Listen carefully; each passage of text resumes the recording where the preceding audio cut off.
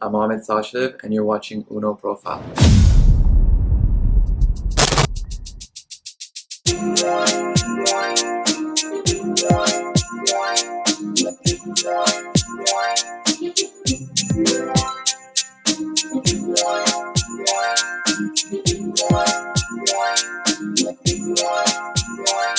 How I actually first got into entrepreneurship was I was a kid that, when LimeWire, Kazaa, all those programs came out, right? I started burning CDs because at that time you couldn't buy singles or anything. And so people would buy, let's say $15, $20 CDs and they probably like one or two songs. So my thinking was, hey, give me a list and I'll make a CD of all the songs you like on one. And because of that, I'm gonna have to charge you $50. And when it came to music, it was something where I kept to myself. I didn't really have like those group of friends that would be like, hey, check out these beats or things like that. And I remember there used to be this one magazine called Scratch Magazine, and it was by The Source, which is a huge hip-hop magazine. And this magazine, Scratch, was just dedicated to DJs and producers. And so what it would do is it would give like their blueprint, what equipment they use. So that magazine would come out every 2 months. And I remember this was before YouTube. So I would go through that thing, read it from the front to the back. Oh, this is what this person uses. Oh, this is how you do this. And then eventually when YouTube came out, that's when, you could see like tutorial videos, but this is like 2006. I'm happy to be the guy that's behind the scenes, helping someone win and giving opportunities. So we're creating a whole revenue stream for drivers that never existed. And when we get into grocery delivery, we have a moving service coming out where people with pickup trucks can move stuff for people, whether they buy the item at like a townhouse or a furniture store.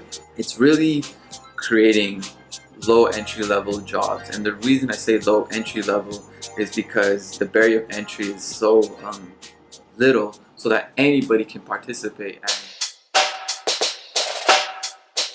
I started a business with my friends back in 2009. It's called the Team Backpack. It was crazy because it became a staple in the hip hop community. It was a platform for rappers, producers, underground artists, really, talent to get exposure.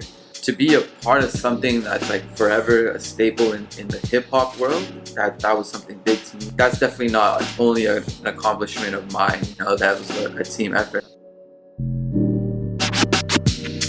I think the biggest things you could do is, like for me, within the past 2-3 years, it's self-awareness and emotional intelligence. And what I mean is, you gotta know yourself before you can do what you want to do, right?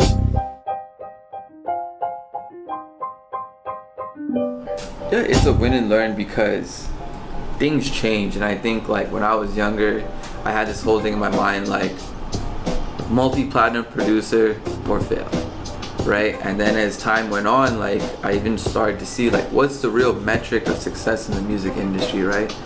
I changed in the dynamic of I don't have to do as crazy numbers, but I can own my masters. And since I own it's independent, I don't have to give cuts like that. And that's how I can, make money with having selling 300,000 units or streams or merchandise. So the music game changed. And so that changed with me too. I was in recording school. I had this one professor who was super strict. He used to always say that, hey, if you're not working on your Pro Tools and all that, somebody out there is, and they're gonna take your spot. And so the only control you have is how much you put into it. Because the opportunity, you don't know if it's gonna come. Technology, I think, is the biggest push nowadays in every industry. Like, I don't care what industry you're in, you're gonna get influenced by technology. Technology is really helping, Stroll with connecting people, right?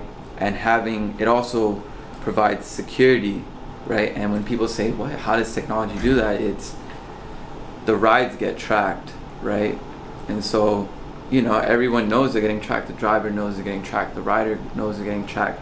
since we're getting all this data information, we can actually reverse engineer and get the solutions we need. And so that's where really our technology is helping, where they have the data. There's no guess. They know this person in this demographic with this interest engaged in your advertisement, right? And that's what I look at is we're gonna keep going. We're gonna become that everyday app, and because we have all this data, you know, we can, you know, help other companies, whether we sell data, we lease data, we partner up with companies, things like that. So, you know, I think people look at technology from the surface that, oh, it's a phone, it's convenient, but it's what's going on under the hood. What's really the data points, and that's what I look at.